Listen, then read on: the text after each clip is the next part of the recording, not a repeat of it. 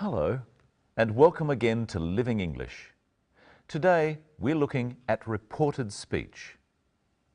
In our last episode of Sisters and Brothers, David, Anne's brother, telephoned his parents. He spoke to his mother and his father, who he hadn't spoken to for 2 years. In today's episode, he is telling the others about the conversation.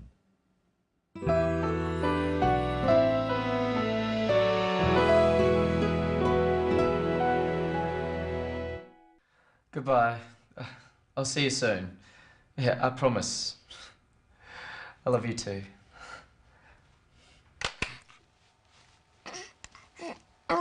Well, what did they say? My mother said she was glad that I'm okay. She said she was happy to hear my voice. She told me that she's been very worried. What about Dad? What did he say? He said he was very angry, but that he forgives me. He told me that he loves me. Of course he loves you. He's your father. Did he say anything else? Yes. He asked me to go home. He said they want to see us. All of us? Yes. They want to meet you. And Sam. They asked us to go to Singapore. But we can't afford it. He's sending us tickets. Of course he is. He loves you, David. We all do. And now there's Rose and Sam too. I'd love to meet your parents, David. And Sam wants to meet his grandparents. They're our family. Look, I'm so sorry. It's okay. It's all out now. We'll go as soon as possible. You can come with me. What about me? Can I come too? You're not family, Steve. David tells the others about the conversation with his father on the phone. Of course, they all want to know what David's father said and what his mother said. What is the question Sarah asks? Well, what did they say? She asks, what did they say? She is asking in the past tense about what someone else said. Repeat, what did they say, after Sarah. Well, what did they say? You try some other questions using this pattern. What did you do? What did you do? He win. What did he win? She find. What did she find? First, David tells the others what his mother said. My mother said she was glad that I'm okay. She said she was happy to hear my voice. She told me that she's been very worried. Let's look at all three of these statements. We've already worked out what the first statement was. I'm glad you're okay. The second statement was, she said she was happy to hear my voice. So what did David's mother actually say? I'm happy to hear your voice. She said she was happy to hear his voice. And what was the third statement? She told me that she's been very worried. So she actually said, I've been very worried. That statement is in the present perfect tense. Now let's listen to what David's father said to David. What about Dad? What did he say? He said he was very angry, but that he forgives me. He told me that he loves me.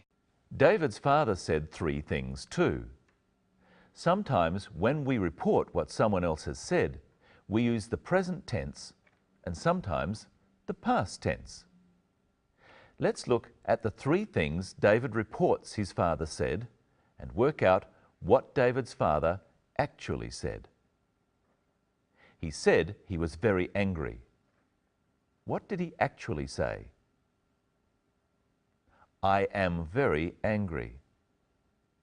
He said that he forgives me. What did he actually say? I forgive you. He told me that he loves me. What did he actually say?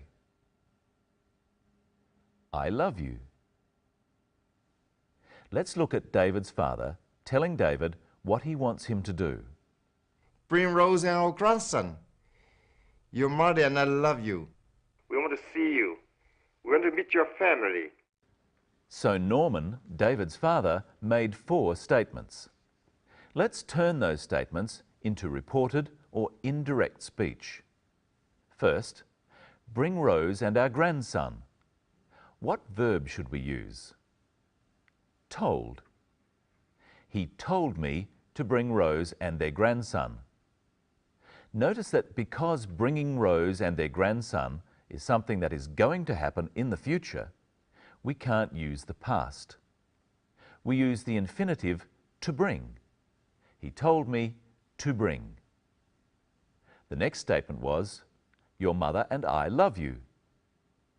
We can use told again. You try. He told me that they love me. Or, he told me that they loved me is also correct. You can also leave out the word that. He told me they loved me. The third statement was, we want to see you. Use said. He said they want to see us. Or, he said they wanted to see us is also correct. And you can add that. He said that they wanted to see us. You could also use the verb ask. Try. He asked to see us. Finally, we want to meet your family. How would David report this using said? You try. He said they wanted to meet my family. And now it's time for us to meet Michelle again. Hello, Michelle. Hello, Brenton. Thank you. Hello, everyone. Would you like to meet my family? I would love to meet your family. Let's look now at what Rose says she would love to do. I'd love to meet your parents, David. And Sam wants to meet his grandparents. They're our family. What would Rose love to do? She would love to meet David's parents. And what does Sam want to do? He wants to meet his grandparents. We can use many different verbs like this to express hopes and wishes about the future. Let's revise some of them using the phrase, meet your parents. Love to. I'd love to meet your parents. Want to. I want to meet your parents. Hope to. I hope to meet your parents. Expect to. I expect to meet your parents. When are they going to go? Watch again. I will go as soon as possible. As soon as possible. How soon is that? Very soon. Let's look again at some words we can use to describe times in the future. Brenton, I'm going to ask you to do some things. You tell me when you'll do them. I'd like a cup of coffee. Can you get me one? In a second. And can you get my lunch? In a minute. When can you help me fix my car? In a little while. And when can we go home? Soon. All of these expressions mean a small time in the future. As we've seen before, if we want to say exactly when in the future, we say at a time, at 2:30, or in a length of time, in a few days. Now we're going to look at something called inflection or stress. Oh, are you feeling stressed? Not that kind of stressed. Let's look first at something Anne says. You can come with me. In English, usually one word in a sentence is said with more emphasis or stress than the others. Which word in this sentence is most stressed? Me. She says, you can come with me. That's right. Anne is going to Singapore already, so David and Rose can go with her. Changing the stress can change the meaning of a sentence. Brenton, try stressing different words in that sentence and we'll see how the meaning changes. Okay. You. You can come with me. If you say it like this, it means the person you are talking to can come, but others can't. It is also more like an order. You can come with me. You can come with me. Before we thought you couldn't come with me, but now you can. You can come with me. You can come with me. You can come with me, or I can go by myself. Let's look at another example of how inflection changes the meaning. You must go. Oh, all right. Sorry. What are you doing? Now let's look at how to say those same phrases with different inflections. What are you doing? Looking at this travel brochure. I'm thinking of going to Thailand. Oh, you must go. I went there last year. It's great. So, what are you doing suggests that someone is doing something wrong. What are you doing is asking a question, being curious and interested. You must go is ordering someone to go away. You must go is saying it would be really great for you to go. And you must have another look at today's episode and join us next time. Bye. Bye. Goodbye. I'll see you soon. Yeah, I promise. I love you too.